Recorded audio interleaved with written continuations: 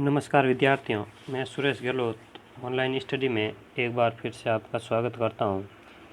विद्यार्थियों, हमारा पाठ चल रहा था दो बैलों की कथा, जिसके लेखक हैं मुंशी प्रेमचंद।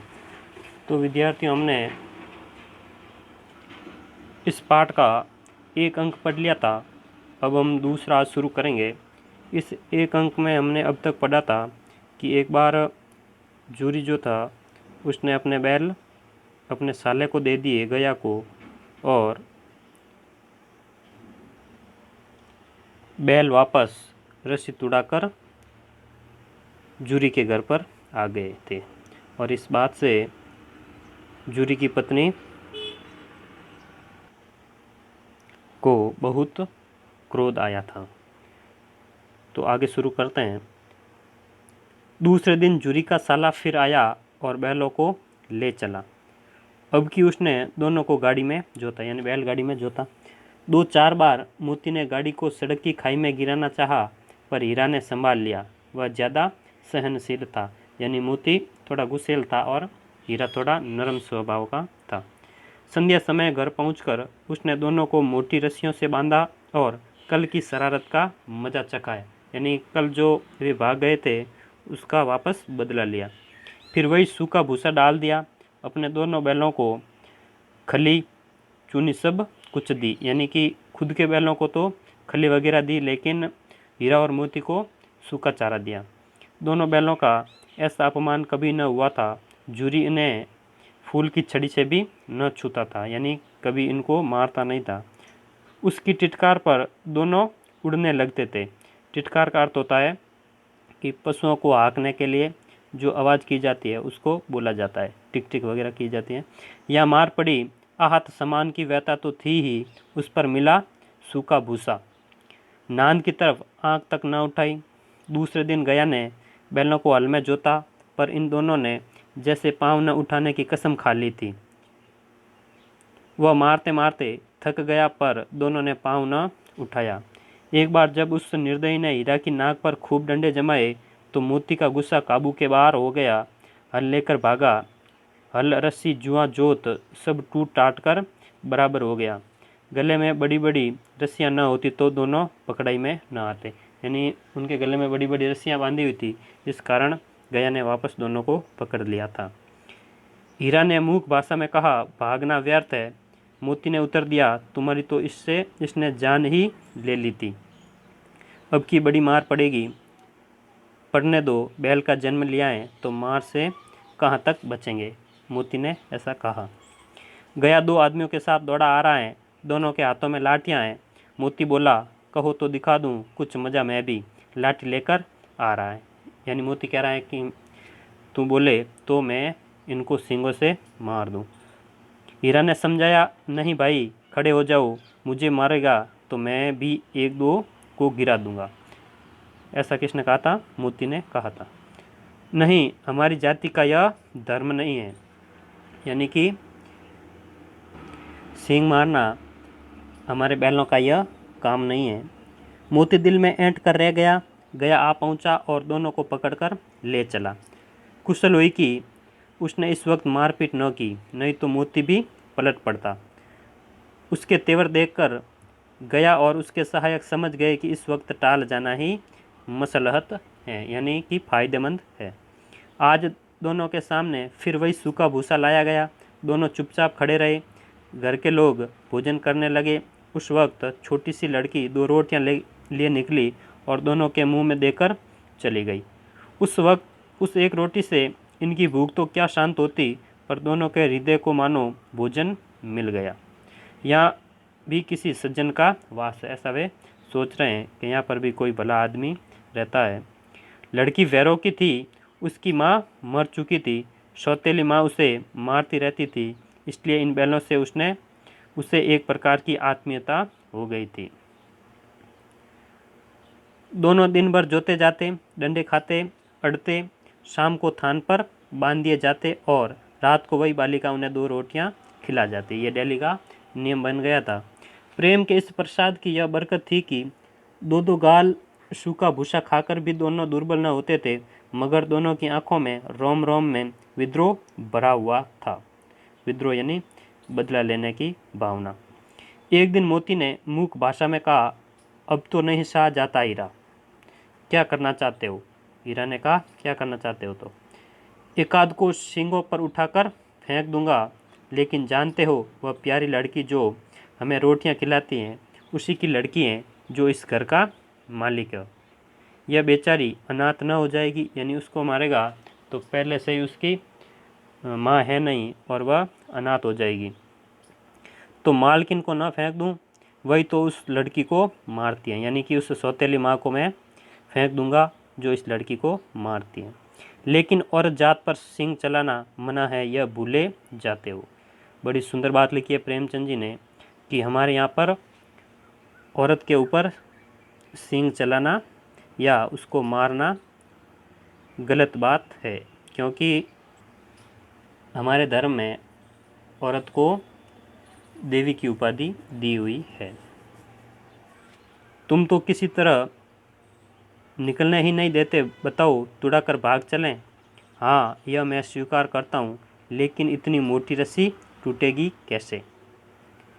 दोनों आपस में बात करते हैं कि तुड़ाकर चले जाएं, लेकिन यह मोटी रस्सी कैसे टूटेगी? इसका एक उपाय है, पहले रस्सी को थोड़ा सा चबा लो, फिर एक झटके में जाती है। रात को जब बालिका रोटियां खिलाकर चली गई, दोनों रस्सियां चबाने लगे, पर मोटी रस्सी मुंह में न आती थी, यानी इस बार गया ने बहुत ही मोटी रस्सी बांधी थी। बेचारे बार बार जोर लगाकर रह जाते थे। सहसा घर का द्वार खुला और वही लड़की निकली। दोनों सिर झुकाकर उसका हाथ चाटने लगे। दोनों की पूंछें खड़ी हो गई। उसने उनके माथे सहलाए और बोली, खोले देती हूँ। वो लड़की कहती है कि मैं आपको खोल देती हूँ, चुपके से भाग जाओ, नहीं तो यहाँ लोग मार डालेंगे। आज घर में सलाह हो रही है कि इनकी नाकों में नाथ डाल दी जाए। नाथ यानी एक रस्सी नाक में डाली जाती है, जो अड़ियल बैल होता है जो भाग न सके उसके लिए नाथ डाली जाती है। उसने ग्राम खोल दिया, पर दोनों चुपचाप खड़े रहे। मोती ने अपनी भाषा में पूछा, अब चलते क्यों नहीं? यानी उस लड़की ने दोनों की रस्सियाँ खोल दी थी। हीरा ने कहा, चले तो, लेकिन कल इस अनाथ पर आफत आएगी, यानी कि इसकी मम्मी जो माँ सौतेली माँ है वो मारेगी इसको कि तूने ही इनको खोला था। सब इसी पर संदेह करेंगे।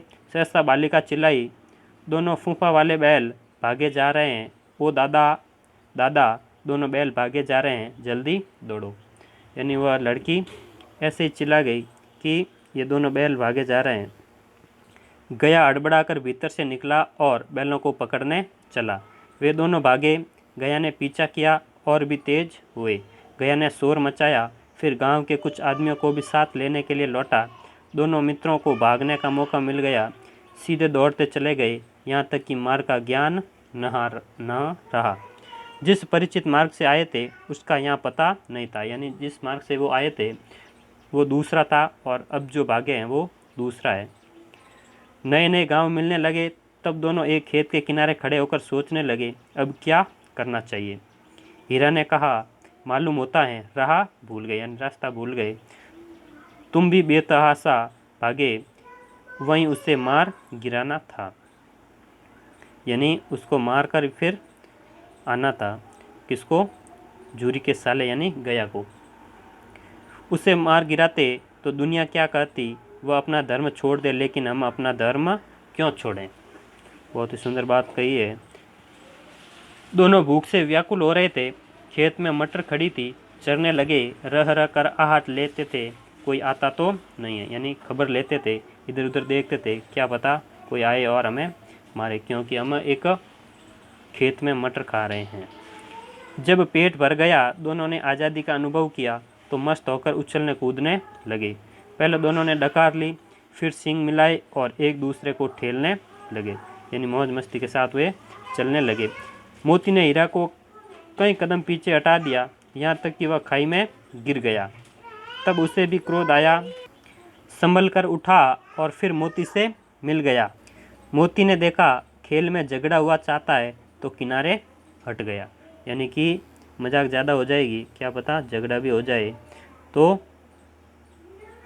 मोती साइड में हो गया। अरे यह क्या, कोई सांड हाँकता चला आ रहा है। हाँ सांड ही है। यानी वे दोनों जा रहे थे तो एक बड़ा सांड उनको रास्ते में दिखाई दिया। वह सामने आ पहुंचा। दोनों मित्र बगले झाँक रहे हैं। सांड पूरा हाथी है, यानी बहुत ही बड़े शरीर का है। उससे भिड़ना जान से हाथ धोना है, लेकिन न भिड़ने पर भी जान बचती नजर नहीं आती। इन्हीं की तरफ आ भी रहा है। कितनी भयंकर सूरत है। मोती ने मूक भाषा में कहा, बुरे फंसे, जान बचेगी, कोई उपाय सोचो। हीरा ने चिंतित स्वर में कहा, अपने घमंड में भूला हुआ है, आरजू विनती न सुनेगा, भाग क्यों न चले। यानी कि हीरा ने कहा, ये तो अपने मद में डूबा हुआ है, घमंड में डूबा हुआ है, तो ये विनती वगैरह, हमारी प्रार्थना वगैरह तो ये सुनेगा नहीं। ऐसा करते हैं कि हम यहाँ से भाग जाएं। तो मोती कहता है, भागना कायरता है तो फिर यहीं मरो, बंदा तो 9 2 11 होता है।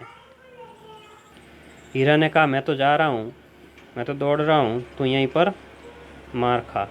और जो दौड़ाए तो फिर कोई उपाय सोचो जल्द। उपाय यही है कि उस पर दोनों जने एक साथ चोट करे। मैं आगे से रगे देता हूँ, तुम पीछे से रगे दो। दोहरी मार पड़ेगी तो भाग खड़ा होगा। मेरी और झपटे, तुम बगल से उसके पेट में सींग घुसेड़ देना। जान जोखिम में है, पर दूसरा उपाय नहीं है। दोनों मित्र जान हथेलियों पर लेकर लपके। सांड को भी संगठित शत्रुओं से लड़ने का तजर्बा नहीं था, यानी ज़्यादा अनुभव उसको नहीं था। वह तो एक एक से ही लड़ रहा था, लेकिन दोनों एक साथ उससे भिड़े तो उसको भी कुछ समझ में नहीं आया। वह तो एक शत्रु से मल्ल युद्ध करने का आदी था। मल्ल युद्ध यानी कुश्ती। ज्यों ही हीरा पर झपटा, मोती ने पीछे से दौड़ाया। सांड उसकी तरफ मुड़ा तो हीरा ने रगेदा।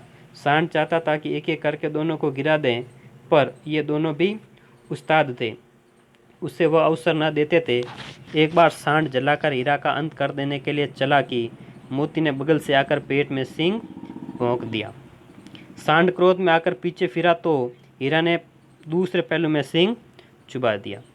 आखिर बेचारा जख्मी होकर भागा और दोनों मित्रों ने दूर तक उसका पीछा किया, यहाँ तक कि सांड बेदम होकर गिर पड़ा। तब दोनों ने उसे छोड़ दिया।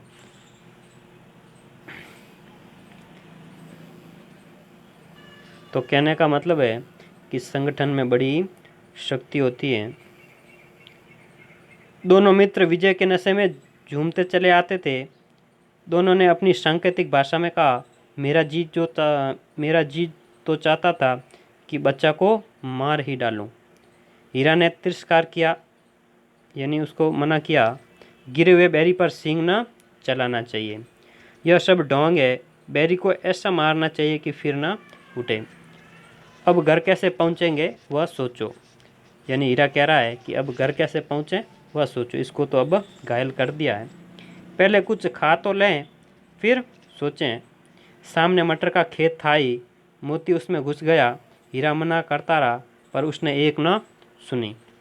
अभी 2 ही 4 ग्रास खाए थे कि 2 आदमी लाठियां लिए दौड़ पड़े और दोनों मित्रों को घेर लिया। हीरा तो मेड़ पर था, यानी बाढ़ के पास में था, निकल गया। मोती सींचे हुए खेत में था।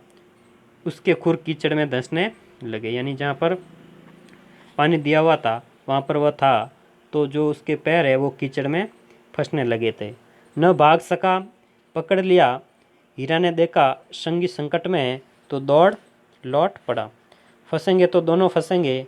रखवालों ने उसे भी पकड़ लिया। प्रातःकाल दोनों मित्र कांजी हाउस में बंद कर दिए गए। कांजी हाउस का अर्थ होता है एक मवेशी खाना, जिसमें आवारा पशुओं को बांधा जाता है और उनको चारा वगैरह नहीं दिया जाता है। कहने का मतलब वहाँ पर आवारा पशुओं को सजा दी जाती है। तो विद्यार्थियों, कहानी का चौथा भाग हम पढ़ेंगे अगले वीडियो में। तब तक के लिए धन्यवाद। और वीडियो के अंत में आपसे निवेदन रहेगा कि वीडियो को लाइक करें, कमेंट करें और चैनल को सब्सक्राइब ज़रूर करें। धन्यवाद।